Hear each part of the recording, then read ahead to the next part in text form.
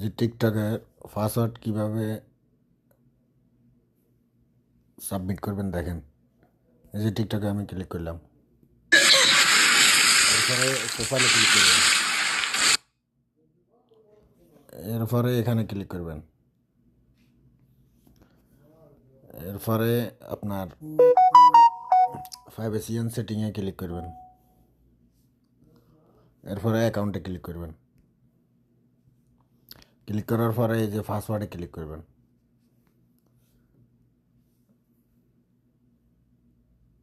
এই যে পাসওয়ার্ডে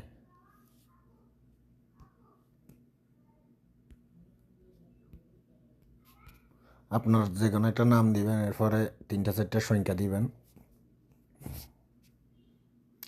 আমি ফারুক লিখছি, তারপরে লিখতেছি 13-14, এরপরে দিতেছি @ এটা দিতে পারেন আপনি, মনে চাইলে হ্যাশ দিতে পারেন। এরপরে চেক নেক্সটে ক্লিক করতেছি, দেখেন এই যে নেক্সটে ক্লিক করার পরে বলতেছে ইন্টারনেট অ্যাকাউন্ট, ঠিক আছে। তা আমি এখন জিমেলে চেক করবো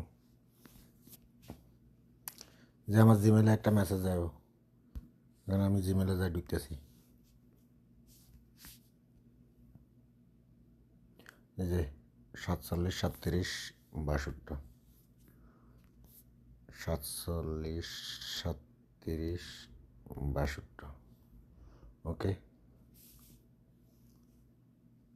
এখন আমি পাসওয়ার্ড চেঞ্জ করতে পারবো, ঠিক আছে। এখন আমি আবার লিখতেছি ফারুক